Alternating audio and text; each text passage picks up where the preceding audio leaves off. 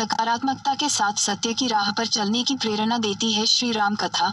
हम आपको बताते चले कि मुख्यमंत्री व गोरक्ष पीठाधीश्वर योगी आदित्यनाथ ने कहा कि मर्यादा पुरुषोत्तम भगवान श्री राम हर परिस्थिति में सत्य के प्रति आग्रह रखने वाले सनातन धर्म की अटूट आस्था है। उनका जीवन हम सबको नकारात्मकता से दूर रहकर सत्य की राह पर चलते हुए विषम से विषम परिस्थितियों में संघर्ष करने की प्रेरणा देता है। उनके जीवन दर्शन के माध्यम से समूचे समाज का मार्गदर्शन करने वाली श्री राम कथा का श्रवण बहुत ही सौभाग्य की बात है।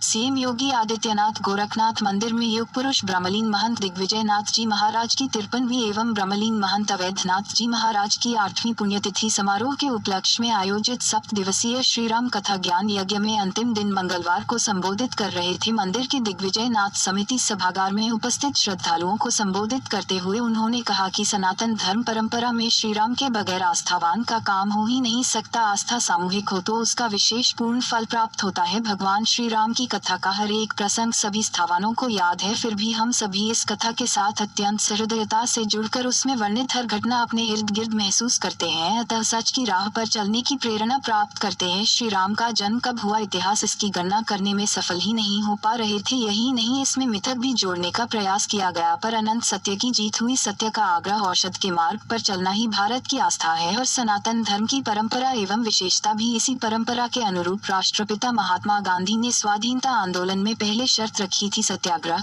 सीएम योगी ने सभी लोगों के लिए श्री राम कथा के फलदायी एवं मंगलमयदायी होने की कामना की।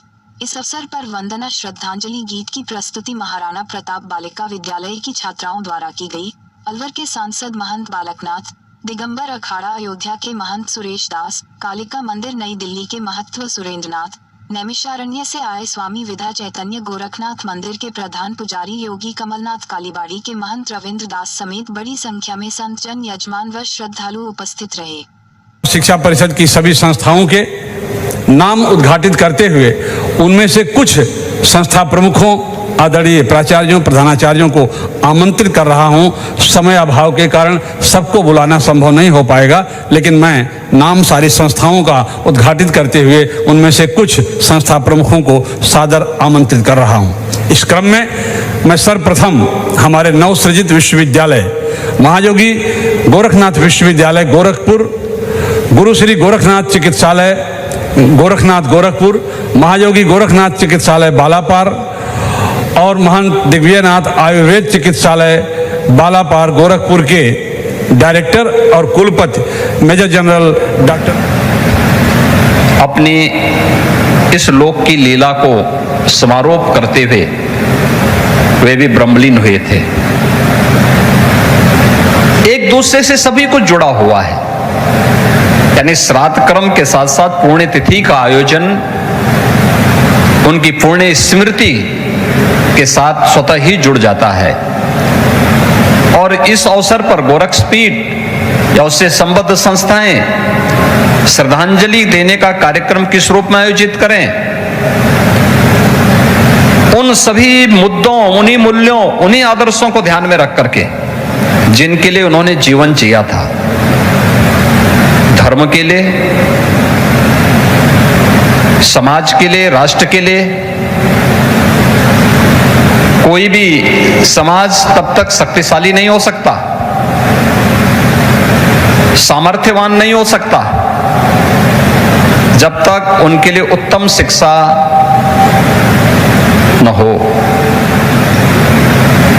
कोई समाज तब तक स्वस्थ नहीं हो सकता जब तक आरोग्यता प्राप्त करने के लिए उस प्रकार के अवसर उनके सामने न हो।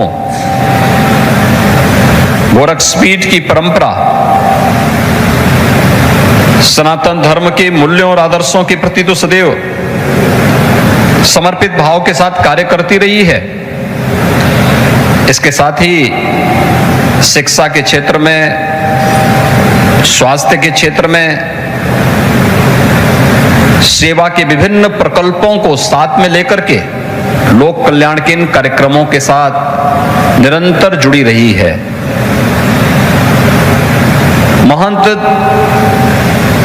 1857 के प्रथम स्वातंत्र समर के समय गोरक्षपीठ में महंत गोपाल नाथ जी गोरक्ष पीठाधीश्वर हुआ करते थे। ब्रिटिशर ने उन्हें इसलिए गिरफ्तार किया क्योंकि प्रथम स्वातंत्र समर में जो क्रांतिकारी यहां पर देश की आजादी के लिए उस समय नेतृत्व प्रदान कर रहे थे, महंत गोपाल नाथ जी पे आरोप लगा कि ये उन क्रांतिकारियों को प्रश्रय देते हैं। उससे भी पहले जब भी आवश्यकता पड़ी, हमारे पूज्य संतों की परंपरा ने, वे किसी भी मत पंथ संप्रदाय से जुड़े हुए हों, पूरे देश के अंदर सनातन धर्म की रक्षा करने के लिए हमेशा बढ़ चढ़ करके भाग लिया। देश के अंदर अखाड़ों की परंपरा इसी बात का प्रतिनिधित्व करती है। अभी आपने देखा होगा जोना अखाड़ा के महंत जी आए थे नारायणगिरी जी। आज देश शांति काल में है तो वे खा पी करके खूब मोटे ताजे हो गए हैं, क्योंकि अब अखाड़ों में जाने की आवश्यकता नहीं है। लेकिन जब राष्ट्र और धर्म के सामने कोई समस्या पैदा होती थी तो यही लोग शस्त्र और शास्त्र दोनों का संधान करने के लिए यही परंपरा अपने आप को समर्पित करती थी, और यही भारत की परंपरा है। बेहतर समन्वय कैसे होना है, यह भारत की संतों की परंपरा सदैव प्रत्येक भारतवासी को इस बात की प्रेरणा देती रही है।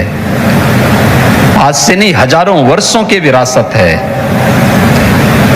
नैमिषारण्य से स्वामी विद्या चैतन्य जी यहां आए हैं। स्वामी विद्या चैतन्य जी नैमिषारण्य भारत की वैदिक परंपरा को पूरा लिपिबद्ध करने की जो धरती है वह है नैमिषारण्य। नैमिषारण्य में आज की पीढ़ी भूलती जा रही है, लेकिन इन परंपराओं को पुनर्स्थापित करना, ज्ञान की उस परंपरा के साथ जुड़ना, ये हम सबका सौभाग्य है, पूरे देशवासियों का सौभाग्य है कि जब कोरोना जैसी महामारी से देश को बचाने के बाद पूरी दुनिया कोरोना से त्रस्त थी, उस कालखंड में आपने देखा होगा कि कैसे भारत के अंदर एक राष्ट्रीय शिक्षा नीति प्रधानमंत्री मोदी जी ने घोषित की। राष्ट्रीय शिक्षा नीति क्या है? राष्ट्रीय शिक्षा नीति हमें सैद्धांतिक और व्यावहारिक ज्ञान के साथ साथ तकनीकी ज्ञान में सक्षम बनाने के लिए वर्तमान पीढ़ी को आगे बढ़ाने का एक बहुत अच्छा व्यावहारिक माध्यम बनने जा रही है। जो वास्तव में पहले गुरुकुल की परंपरा थी, उसका आधुनिक स्वरूप राष्ट्रीय शिक्षा नीति के रूप में आज देश के सामने आने जा रही है। और इस दिशा से हर शिक्षण संस्थाओं को इस दिशा में आगे बढ़ना। हम फेल क्यों हुए? बहुत सारे मामलों में क्यों हमारी ट्रेडिशनल जो चिकित्सा पद्धति है ये क्यों पिछड़ गई? आयुर्वेद क्यों पिछड़ गया? आयुर्वेद की ताकत को कोरोना कालखंड में पूरी दुनिया ने स्वीकारा, आयुष की ताकत को सबने स्वीकारा। 21 जून की तिथि विश्व योग दिवस के रूप में प्रधानमंत्री मोदी जी के कारण वैश्विक मंच पर मान्यता प्राप्त होती है। आज देखते ही देखते दुनिया के 250 देश योग के साथ जुड़ते हुए दिखाई देते हैं। यह है भारत का गौरव। कुंभ हजारों वर्षों से होता था। लोग कुंभ का मतलब मानते थे भगदड़, अव्यवस्था, अराजकता, अव्यवस्था, गंदगी। लेकिन 2019 में कुंभ ने एक नया मानक तय किया। स्वच्छता, सुव्यवस्था और सुरक्षा का जो एक नया मानक गढ़ा, उसने दुनिया के सामने कुंभ की एक नई तस्वीर प्रस्तुत की और वैश्विक मंच पर भारत के कुंभ की परंपरा को मानवता की अमूर्त सांस्कृतिक धरोहर के रूप में उसको मान्यता प्राप्त होती है। ऐसे ही उन कार्यक्रमों को हम कैसे आगे बढ़ा सकते हैं? हमारी कमी क्या? हमारी कमी है हम अपने आसपास घटित होने वाली घटना का मूल्यांकन करने का